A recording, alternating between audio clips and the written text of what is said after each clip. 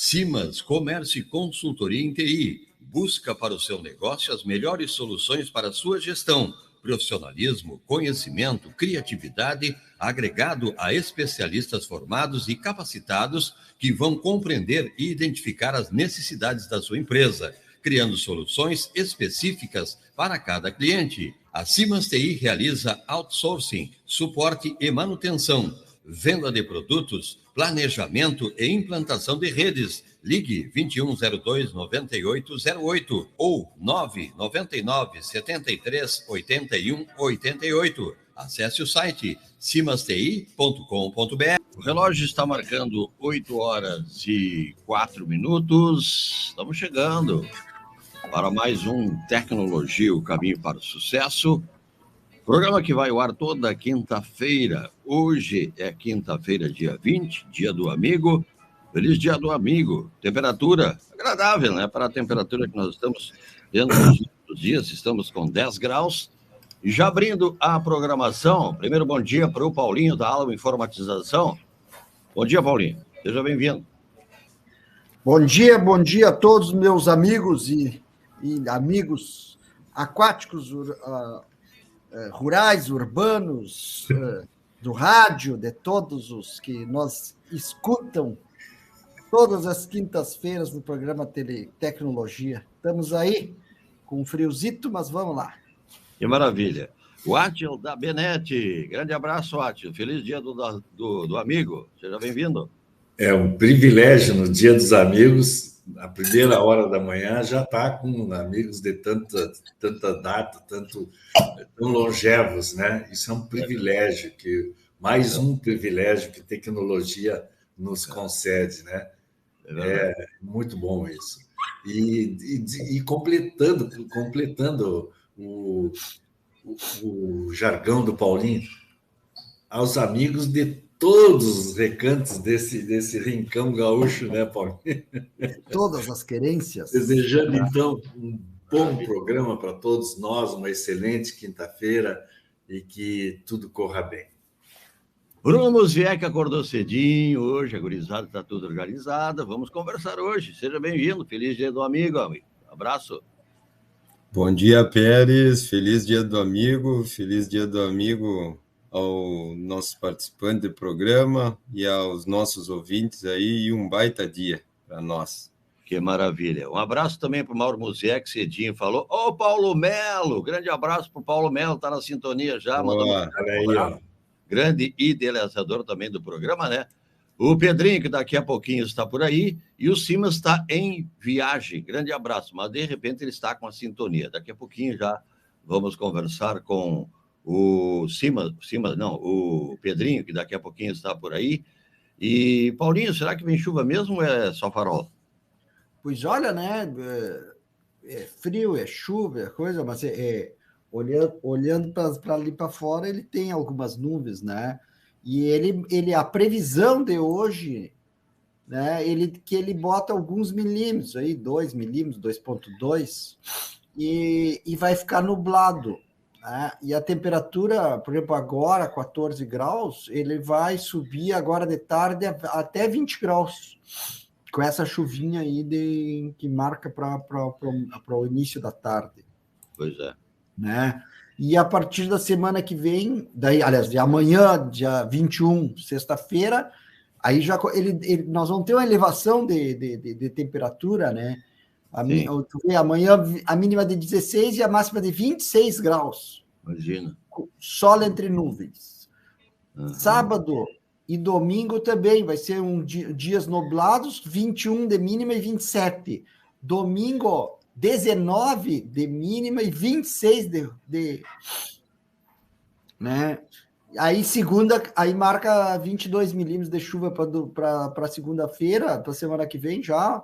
E aí ele já começa a dar uma baixada na temperatura de novo, a mínima. Mas a mínima vai ficar sempre ao redor de 12, 13 e a máxima ao redor de 20, né? Com sol. Então a precipitação é hoje um pouquinho e segunda e terça da semana que vem. Isso aí. Esse inverno vai ser um sobe e desce temperatura, né? O pessoal já vai se preparando aí. provavelmente, pela experiência que eu tenho em tempo, vai ser uma semana úmida, não? Porque nessa época, com 27, 26 graus, Pois é. se preparem para os azulejos correar. Vai ser aquela semana linda, né, Paulinho? Bom para os pulmão. Que barato. Isso aí é o que traz maior. Isso aí é o que deixa a gente mais assim, ó, muito ruim. Essa umidade detona com a gente. É verdade. Uhum. Hoje já estamos com 8h09. O que temos aí para abrir a conversa desta quinta-feira? Eu tenho um assunto aqui para trazer, pessoal. Vamos lá. Vamos lá.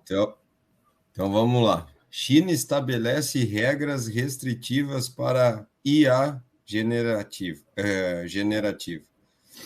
A China publicou medidas provisórias para o gerenciamento de serviços de inteligência artificial generativa, que entrarão em vigor em 15 de agosto. A administração do ciberespaço da China observou que organizações industriais, empresas e instituições profissionais relevantes que desenvolvem e aplicam tecnologia de IA generativa, mas não fornecem serviços de IA de geração ao público doméstico, não devem estar sujeitas às medidas. O regulador acrescentou que os serviços de IA generativa devem respeitar a moralidade e ética social e aderir aos valores centrais do socialismo. Os serviços não devem gerar incitação à subversão do poder do Estado, derrubar o sistema socialista, pôr em perigo a segurança e os interesses nacionais, prejudicar a imagem nacional, incitar a sensação, entre outros. Essas medidas ocorrem depois que a China sinalizou o fim da sua repressão de anos à indústria de tecnologia, cujo apoio o país busca para impulsionar uma economia enfraquecida que está se recuperando lentamente do que o previsto após rígidas restrições do Covid-19. Nos casos em que a prestação de serviço da IA generativa originados fora da China não cumpram as leis e essas novas regras, o Departamento Nacional de Informações da Rede notificará as autoridades relevantes para tomar as medidas necessárias para lidar com elas, de acordo ao CAC, que é esse órgão de administração do ciberespaço da China.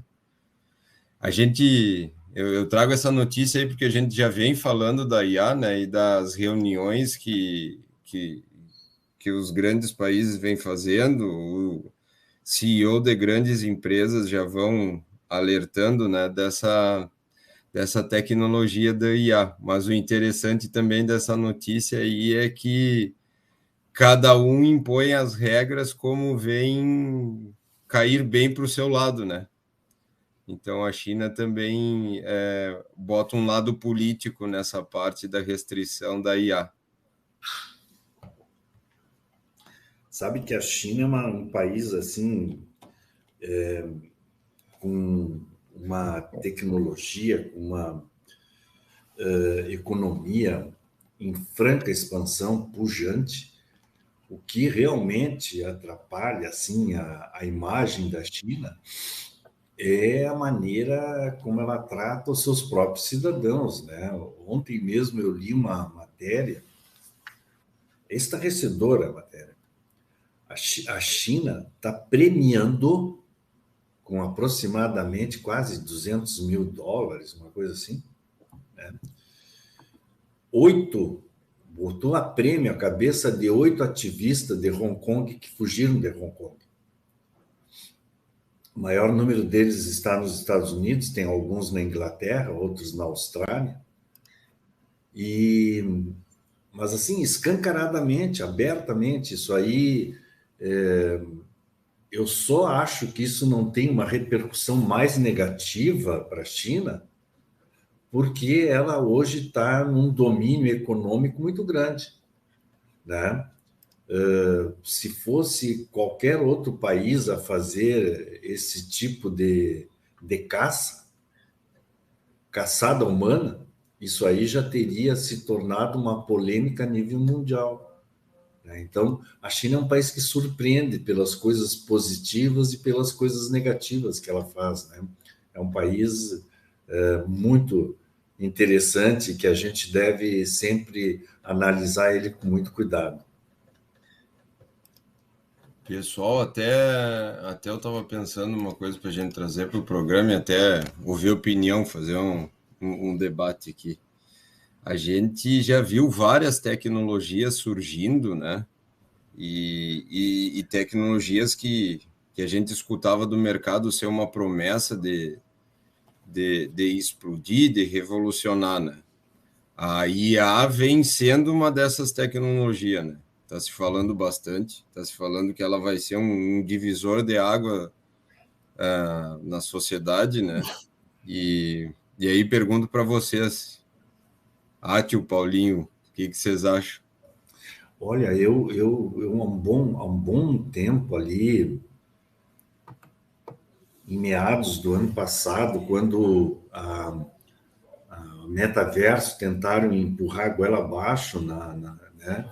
Eu tinha sérias assim restrições, não quanto ao metaverso, do metaverso vingar, né? Pela própria maneira como ele foi colocado,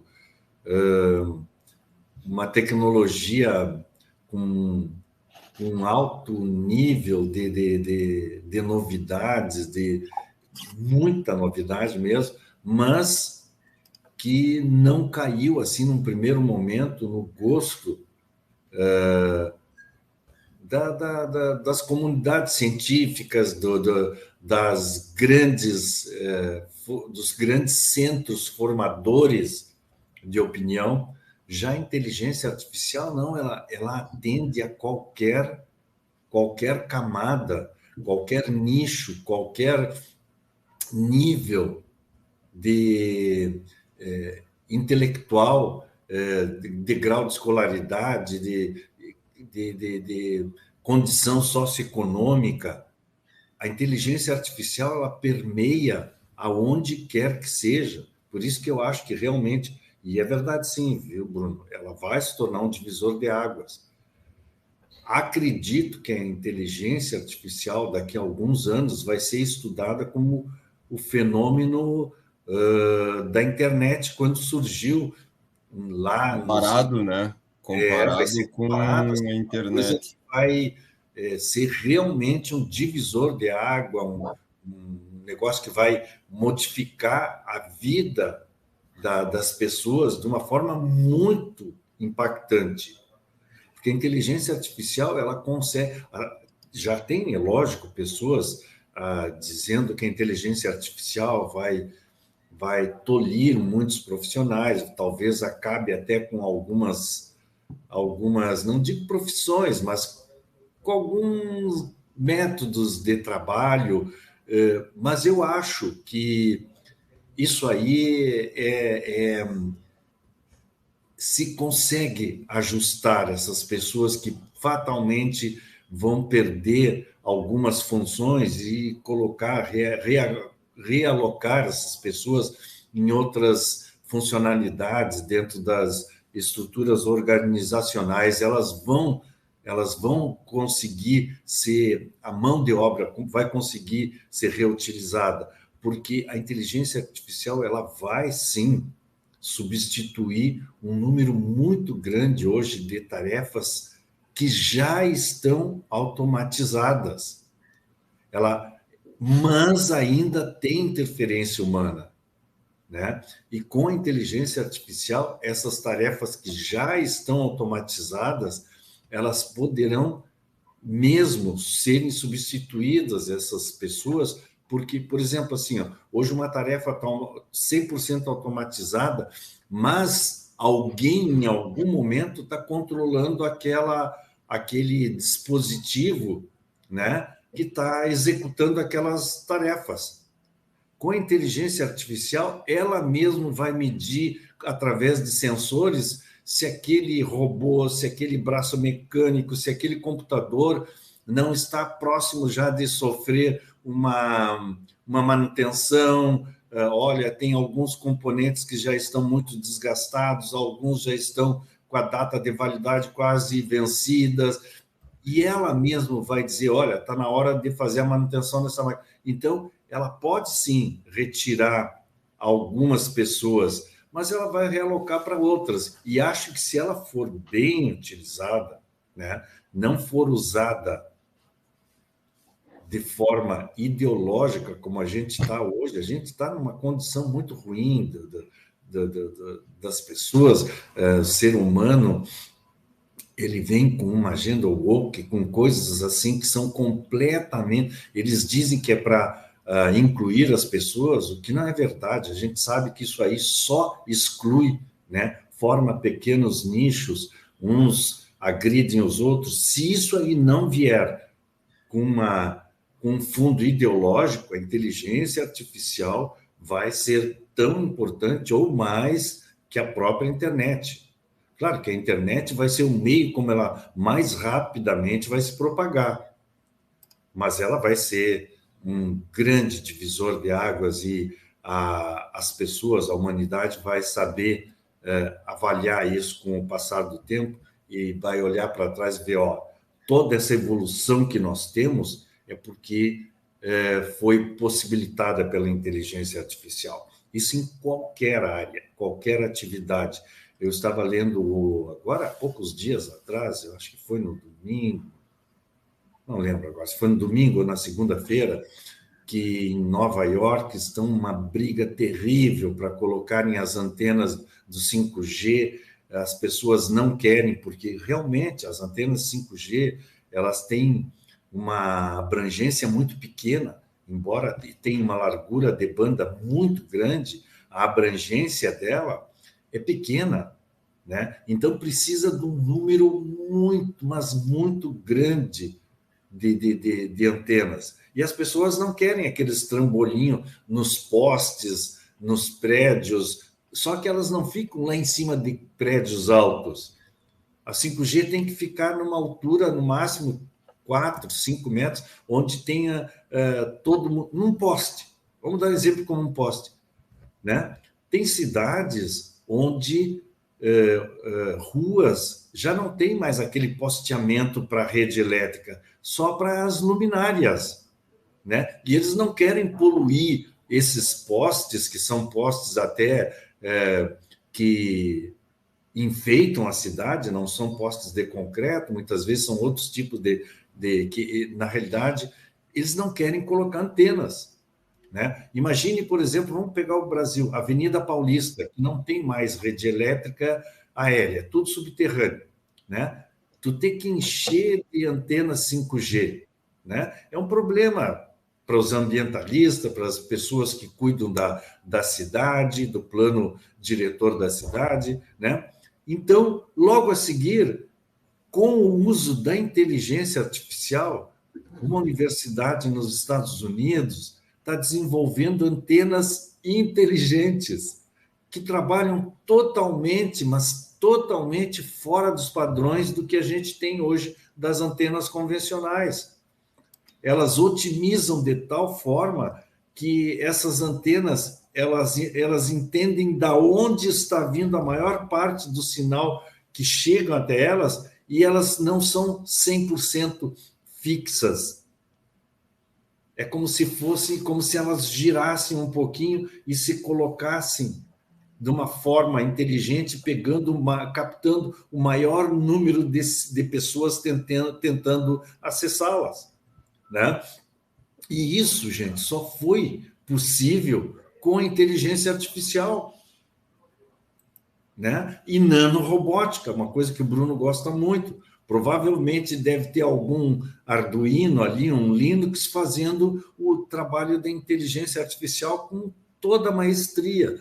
Ou seja, a inteligência artificial vai ser utilizada nas coisas mais bizarras e nas coisas mais, assim, fora dos padrões que a gente possa imaginar, né? Vai depender do indivíduo, da necessidade do indivíduo dele resolver um problema que está acontecendo naquele momento para ele. A inteligência artificial vai ser a companheira número 1 de todos os desenvolvedores de progresso. Eu até, tio, eu acho que a inteligência artificial ela está indo para um caminho que ela vai ser até um pouco mais do que isso. E aí, Paulinho, tua opinião?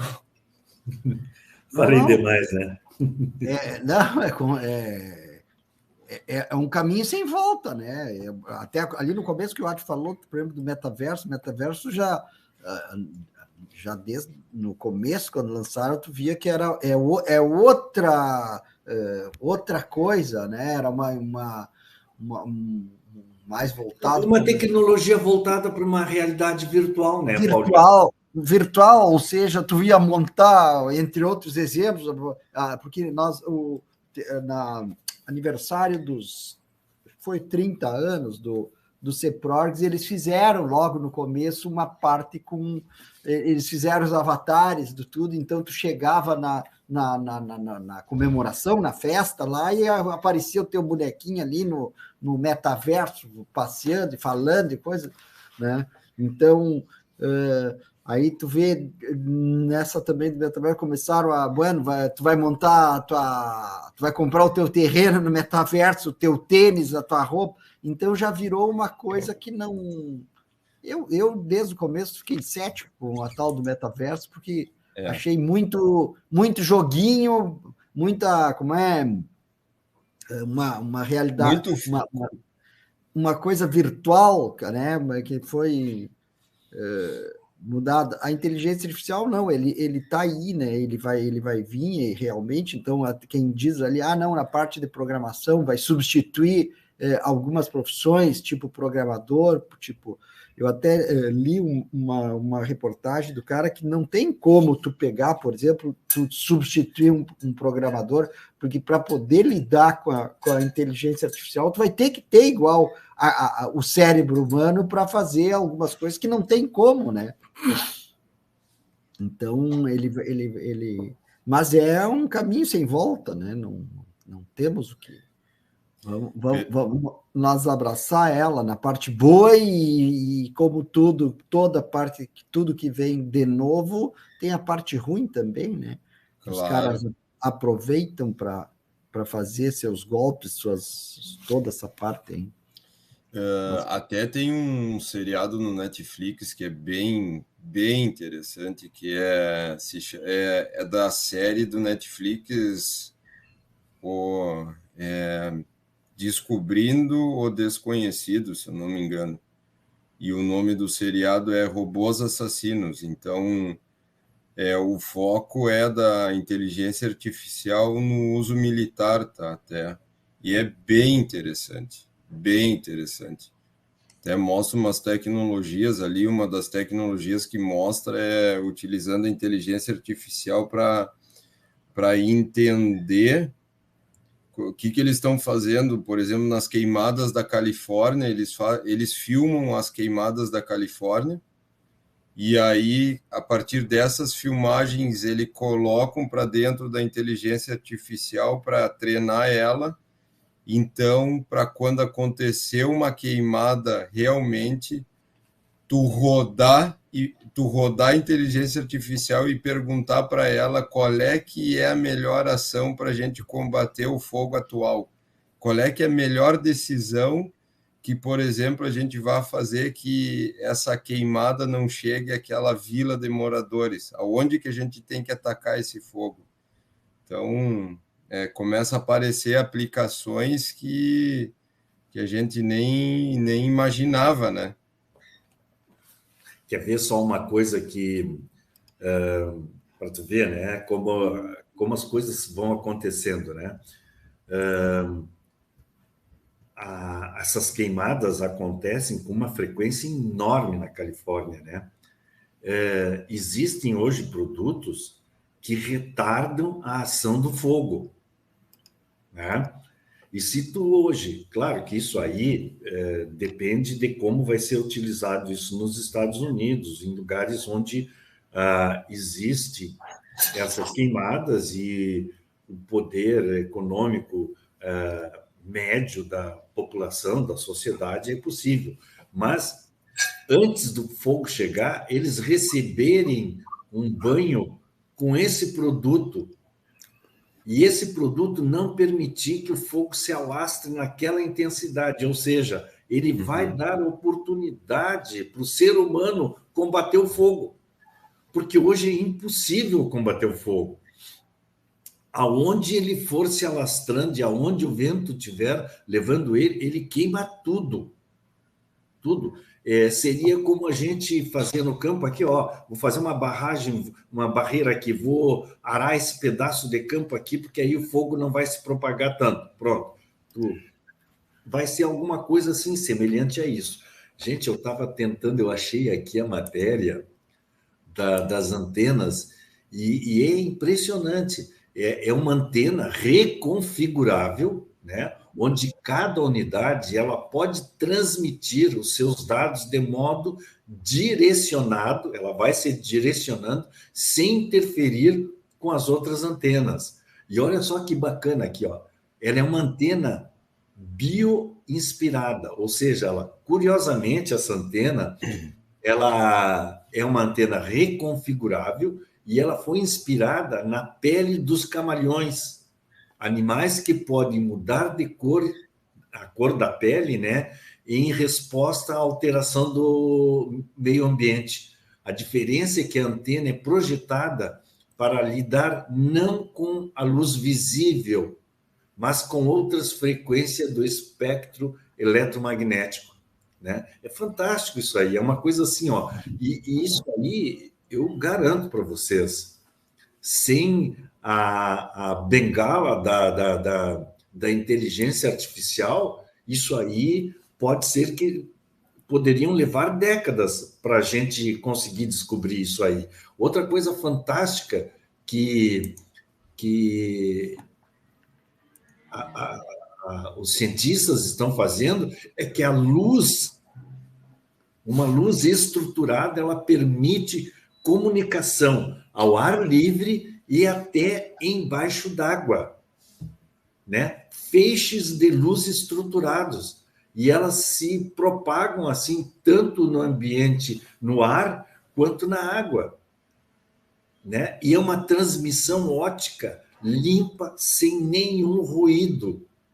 Isso são coisas fantásticas. Tudo isso aí está borbulhando assim nessa efervescência toda tecnológica por causa da inteligência artificial, que está propiciando com que esses testes sejam feitos com muito mais agilidade e as respostas também sejam analisadas muito mais rapidamente, né? A gente vai realmente ter um avanço muito, muito grande com o uso da inteligência artificial. Mas como toda tecnologia depende de quem está usando ela, né? Da pecinha da frente, vai depender, aí vai ver qual é o uso, né? Olha que é fantástico as moedas digitais. Logo, logo já acharam um uso muito interessante para elas, né? Para o narcotráfico, para o crime organizado, né? Por quê? Porque ela é difícil de ser rastreada. Mas a moeda digital, o Pix, né? No primeiro momento, ele logo em seguida ali, porque eu me lembro que saiu as notícias ali que algumas pessoas estavam usando para mandar mensagem para a pessoa, mandava 1 centavo e a mensagem, quando a pessoa não atende ao celular ou as mensagens, então a pessoa mandava um Pix usando o campo mensagem. Coisa. Os caras utilizam, porque o Pix tu vai receber no banco e tu vai abrir, né? Para ver quem é que te mandou dinheiro. Então os caras usam a tecnologia para outras coisas, né? Até terrível. Essa parte também do chat GPT e da inteligência artificial, né? Tu pega aí estão usando para, por exemplo, para fazer uma extensão falsa do ChatGPT que rouba os dados da máquina de cookies do Facebook, né? Então a pessoa entra ali, entra, principalmente o Chrome, né? Como eu digo, o Chrome virou uma bolinha gordinha que está insuportável. Não, é que assim, Paulinho, toda ferramenta que é massivamente usada, ele também é a porta de entrada do cybercrime, né? Claro. Olha só, o Windows é utilizado em 99,9% de todos os dispositivos pessoais, tá? Claro. Pessoais é praticamente ele, né? Hoje em dia é o Windows. O Android roda em mais de 90% dos telefones móveis. Então, em cima dessas plataformas, onde a grande maioria usa, que são feitos os golpes. Por exemplo, em cima do iOS, até podem haver, mas são muito menores. Por quê? Porque é uma tecnologia menos utilizada. Então, o criminoso ele vai onde existe a facilidade, né? A abrangência que ele vai pegar... É maior, a possibilidade dele ter sucesso é muito maior. A pescaria é maior onde tem mais peixe. Não, e essa aí o Google, o Chrome, no caso, tu entra para navegar e ele te sugere, em alguns casos, para instalar os drivers do ChatGPT, que melhora o Welcome to the GPT-4 versão 2, não sei o quê. E no momento que o cara instala, ele vai procurar na parte de cookies e coisa, principalmente do Facebook, porque o Facebook é como tu diz, muita gente usa, né? E aí, no momento que ele pega e se instala, ele passa a controlar e a fazer uma imagem dessa tua conta do Facebook. Né? Então, sabe que as pessoas têm que ficar atentas a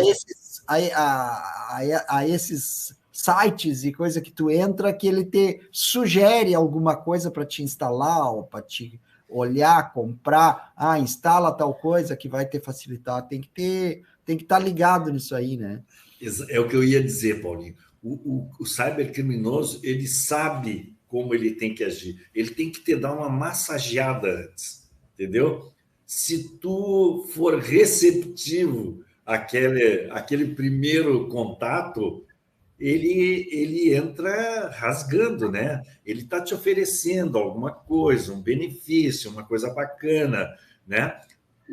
Ele não chega mais de uma forma agressiva, né? Ele chega oferecendo. Alisando. Fazendo uma massagem. Ele te massageia primeiro, né? Depois ele comete o crime, mas antes ele te massageia até teu ego. Não, ele fica... Outra, trocando aí, também na parte de golpes, e dessa parte de locomoção, de Uber, Garupa 29. Até uma observação antes, como eu sou muito chato, né? Uma observação. O cara, quando é profissional, primeiro tem que saber qual é a tua profissão e qual é a coisa, né? Eu estou impressionado com o pessoal que está aí de Garupa, de 99, Uber, etc. E eles têm que se dar conta que eles são profissionais do trânsito. Logo, eles têm que saber o que fazer, como se comportar como um motorista, né? Tu tem que... E não fazer coisas que se tu está trabalhando como motorista de trânsito, tem que saber as normas do trânsito para te comportar bem. Isso aí é uma puxada... Eu estava em Porto Alegre E eu sempre me impressiono com isso. É impressionante os motoristas de Uber ou dos aplicativos móveis em Porto Alegre. Eles acham que eles podem parar em qualquer lugar de faixa dupla. Eu me impressiono. Os caras param no lado esquerdo, do lado de uma ciclovia, em qualquer rua. Bom, eu fico impressionado. E isso não deixa de ser uma certa intolerância, né? Não. As pessoas que se acham melhores que as outras, ou que estão ocupando uma posição melhor que as outras, né? Elas teriam que ter bom senso de, olha, eu não posso fazer isso, mesmo que eu esteja dirigindo para a população, um serviço essencial, coisas assim. Sabe que eu tenho visto aqui próximo da casa, tem... A autoescola faz as aulas com a meninada ali, aqui próximo, né? Gente, os carros estão vendo que as pessoas ali estão aprendendo, estão numa condição desfavorável em relação a gente. Eles buzinam, eles atropelam. Cara, mas por que isso? Tu vai perder um minuto, deixa aquela pessoa ter uma aula em paz. Átio, inclusive é infração. O motorista... evidente que não, sim. O motorista normal buzinar, atrapalhar e coisa ao que está dentro da autoescola. Claro, ele está aprendendo. É infração. Ele está numa condição ruim ali, o carro já enguiçou, já engasgou, ele já tentou... Buzina mais ainda. Não pode, o cara já está sofrendo, mais suando. Mas a minha observação é só por causa por exemplo, que esses profissionais que estão hoje nos aplicativos, eles têm que se comportarem como profissionais do trânsito. Então, eles têm que terem conhecimento, certo? Mas o que puxou isso é por causa que, por exemplo, a Uber vem enfrentando um golpe aplicado pelos próprios motoristas, certo? O que é? Porque foi criada uma função chamada o código, certo? Que é um código de segurança que a Uber fez e os aplicativos justamente para dar segurança na viagem, ou seja, o motorista ele é solicitado a viagem, tudo, e utiliza o chat do aplicativo. O motorista hoje está usando o chat do aplicativo para pedir o código de segurança da corrida, conhecido como o código antes de chegar no local de embarque, certo? E daí o que acontece? Caso o passageiro informa o número, os motoristas conseguem adicionar viagens mais longas por preços mais altos com o carro vazio. Então, foi lançado em 2020 o código como uma ferramenta que pode ser ativada nas configurações do aplicativo, e ele é uma verificação entre passageiro e motorista para ver se realmente o motorista, o usuário que chamou é o que o motorista está indo, e o motorista está indo no usuário que chamou. Então, é uma de segurança, né? Então, cada vez que o passageiro solicita a corrida, 4 dígitos aparecem na sua tela. A proposta é que eles sejam informados ao motorista somente quando ele chega ao local do embarque para que a viagem seja iniciada. E o que aconteceu? A Folha de São Paulo, os repórteres deles foram vítimas do golpe que relatou. Então, e após pedir a corrida pelo aplicativo, o motorista pegou e mandou a mensagem solicitando o código. Aí o cara não sabia como funcionava, passou, e o aplicativo ficou instável. A corrida começou sem ele e foi redirecionada para outros lugares. Veio a notificação de que a viagem teria terminado com uma cobrança de 50 reais. Né? Então, em nota, a Uber afirma que está comprometida em atualizar e fornecer os processos e tudo, né? Vai reforçar a comunicação com os códigos de verificação, cumpra, mas daí ela pede que o código de segurança seja informado somente na hora que tu está embarcando e não antes, para evitar esse tipo de golpe que o próprio motorista está dando, né?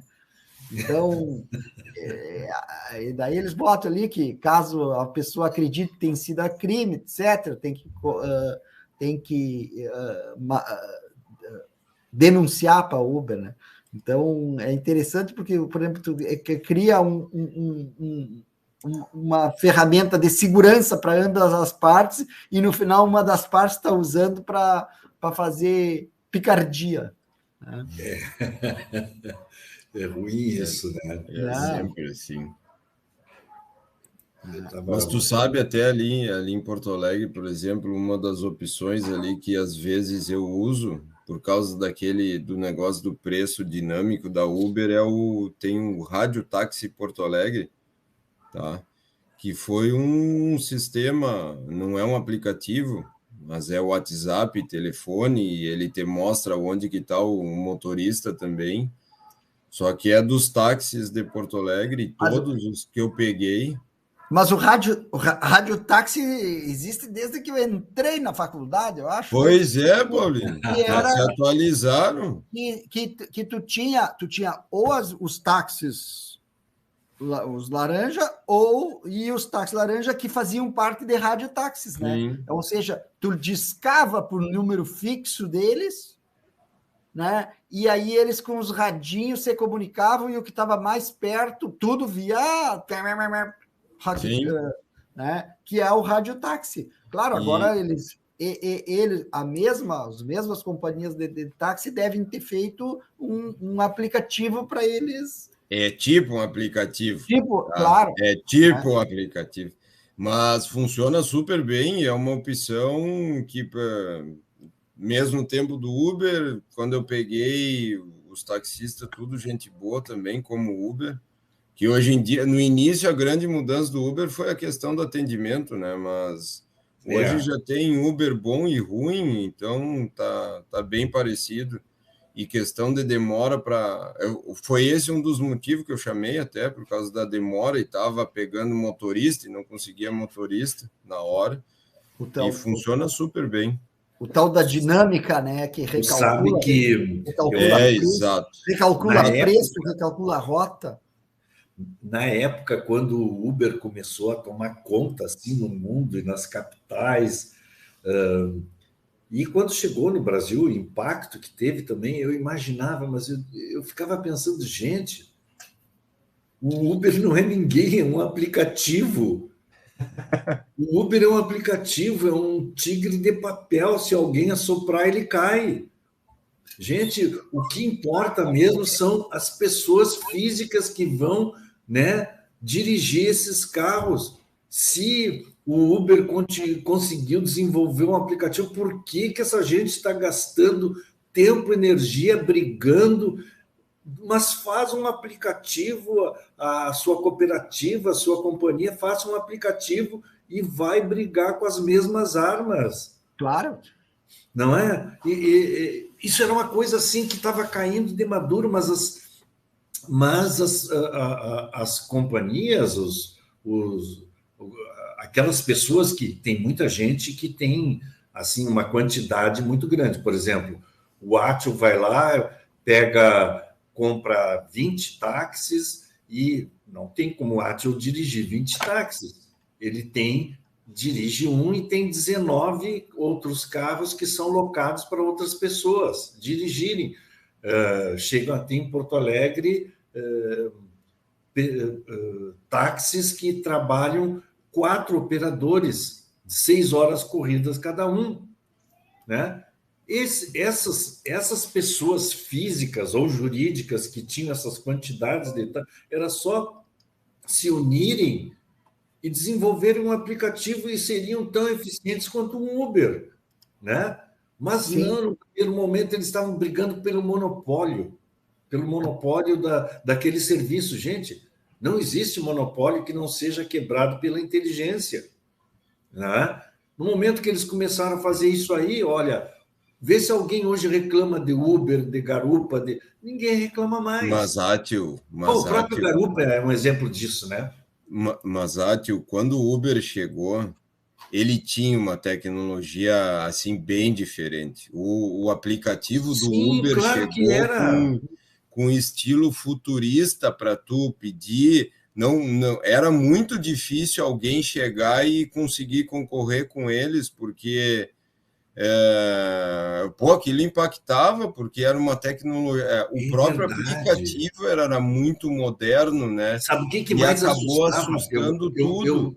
E o meio que o pessoal do táxi viu para combater isso não foi criar uma concorrência, e sim brigar contra ele, porque eles perderam tempo fazendo chamando o governo, vamos proibir. Não, a força era maior. Eu concordo exatamente com isso que tu estás falando, mas sabe o que assustou mesmo eles? Era ver um telefonezinho na mão, né?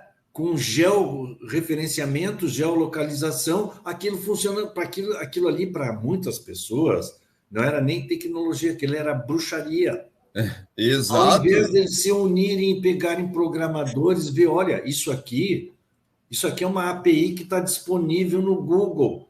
Tu paga por isso aqui um valor mensal X e eles te dão a API para tu desenvolver o aplicativo. Mas foi o exemplo de entrada de uma tecnologia nova num mundo de dinossauros. Dinossauros não conseguiram se mexer. Mas é que falta. É isso que eu digo, faltou um pouco de orientação, né? Orientação, porque. Eu falo isso porque eu até não estou fazendo nenhuma piada contra essas pessoas, nem longe disso, tá? Mas antes disso até, eu já tinha um aplicativo aqui que eu usava para mapear a minha rede ótica. Os postes, as caixas de emenda, as caixas de atendimento, e tudo via aplicativo. Eu tenho exatamente nesse aplicativo o desenho de cada poste, de cada fibra, só que eles não se mexem, mas eles estão naquela... Isso um pouco antes do Uber aparecer. Né? Ou seja, isso já era uma tecnologia difundida e disponível, né? Só que para esse nicho de serviço, né, eles não tinham, talvez, uma orientação melhor para isso. Só isso. Olha aí a meninada. Querem dar um bom dia para todo mundo. E aí, gurizada? Que barato, cara. Não está aparecendo, velhinho. Aí, ó. Tudo bem? Tudo bem. Tudo bem, como é que vocês estão? Nós estamos bem. Hoje é o dia do amigo. Feliz dia do amigo. Ainda bem. Que espetáculo, hein? Uhum. Tchau. Bom dia para vocês. Valeu, bom programa. Bom programa.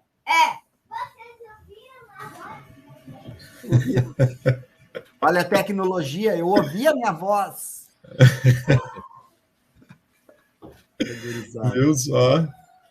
Isso que é legal, isso é muito bom. Tá com os baixinhos por perto é a melhor coisa que pode acontecer. E o primo está nos visitando aqui, então a casa está cheia. Bacana mesmo. Gente, a gente tem um pouquinho, eu tinha um outro assunto que eu achei muito bacana. Eu gosto muito de pegar esses...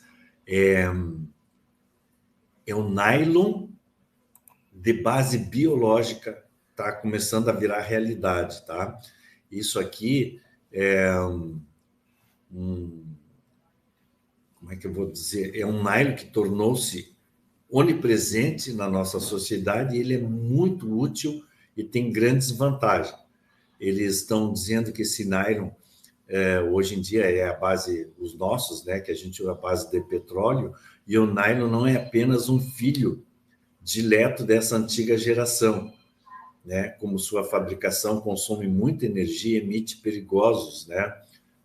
Óxidos nitrosos, e a boa notícia é que a Universidade de Leipzig, na Alemanha, acabaram de desenvolver um processo que permite produzir ácido adípico, um dos 2 blocos da construção do nylon, a partir do fenol por meio da síntese eletroquímica do uso de micro-organismos. A equipe também demonstrou que o fenol pode ser substituído por resíduos da indústria madeireira, abrindo caminho para produzir nylon de base biológica. Olha só que legal. E o objetivo é tornar toda a cadeia de produção do nylon ecologicamente correta. Isso é possível se acessarmos resíduos de base biológica como matéria-prima e tornarmos o processo de síntese sustentável, né? É um processo eletroquímico e ele começa através do fenol, né? Que é convertido em ciclohexanol e convertido em ácido adípico. O nylon consiste em cerca de 50% de ácido adípico. Esse processo intensivo em energia requer altas temperaturas, alta pressão gasosa e uma grande quantidade de solventes orgânicos, além de liberar muito óxido nitroso e dióxido de carbono. Isso convencional, né? E os pesquisadores também conseguiram fechar uma outra lacuna na produção do nylon ecologicamente correto, desenvolvendo uma alternativa para o fenol produzido a partir de matérias-primas de origem fósseis. Para isso, eles usaram nanômetros com siringol, catecol, guaiacol, todos produzidos como produto de degradação, um resíduo da indústria madeireira. E isso aí, toda essa pesquisa deles, né, funcionou em escala de laboratório, mas a equipe acredita que pode chegar a uma versão de uso industrial nos próximos 2 anos, sendo que o principal desafio será aumentar o rendimento da reação eletroquímica. Ou seja, o indivíduo está... hoje as pessoas estão procurando substituir, né, a idade do uso de plástico, né? Então, eles estão tentando mesmo um nylon biológico, né, em cima de produtos degradáveis. E isso aí é legal, porque eu acho que a quantidade de plástico que a gente tem hoje já é suficiente para a gente ficar os próximos 100, 200 anos catando e reciclando isso aí, porque é algo assim absurdo. Eu vejo pelo consumo aqui em casa. Olha, eu lembro que quando eu era criança, a garrafa do leite era de vidro, a garrafa do refrigerante era de vidro, a manteiga vinha em papelzinho laminado, assim, era em tabletes, né? Nada do que a gente consome hoje, praticamente quase tudo tem uma embalagem plástica, né? A banha era vendido num saco de papel, ela era um papel meio acetinado, assim, que não rasgava, né? E era impressionante, né? Usava-se muita lata mesmo. Hoje as bisnaguinhas de patê, tudo em plástico.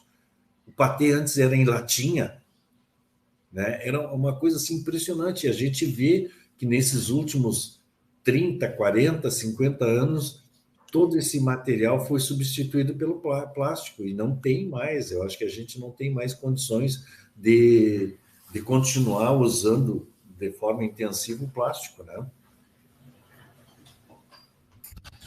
Tá fazendo barulho aí, meus cachorros. Às vezes a gente vê alguns produtos, né, tio, até numa embalagem de plástico que nitidamente tu vê que tem muito plástico ali para pouco produto, né, que não tinha necessidade de ter tudo, né? Mas... Sim, hoje tudo, gente, se vocês forem olhar, vejam tudo que vocês têm hoje ao redor na sua casa em plástico, e até alguns anos atrás eram usados outros materiais, né? Hoje a cera é líquida. A cera antigamente eram umas latinhas de cera, né? Como a cera é líquida, ela vem em embalagem plástica, né? A vassoura tua, antigamente não era de plástico, hoje ela é plástico, né? Tudo é assim. Então, a vassoura era uma piaçava com um cabinho de madeira, né? Então, hoje nós temos tudo em plástico. Existiam espanadores, hoje é o teu, como é que se diz, o aparelhinho esse que suga a sujeira do chão, o aspirador de pó, é uma maquininha que tem uma embalagem plástica, né? E tudo é assim hoje. O teu refrigerador, aqueles refrigeradores antigos eram tudo de metal, né? Hoje ele é plástico. Pessoal, obrigado pela companhia. Feliz dia do amigo. Finalzinho do programa. Está chegando aqui a notícia na hora certa, né? E depois Gerson Conexão. Grande abraço mais uma vez. Abraço para o Pedrinho, que está na sintonia, se atrasou um pouco, e o Simas também, ao Paulinho, que nos entrou em contato, e também ao chefe Mauro, né? Abraço a todos. Tudo é bom. Quinta-feira, pessoal. Grande abraço. Até a próxima. Tchau, tchau. Na Copa do Mundo Feminina, Nova Zelândia surpreende e vence a Noruega. Porto Alegre agora faz 13 graus. A instabilidade retorna ao estado.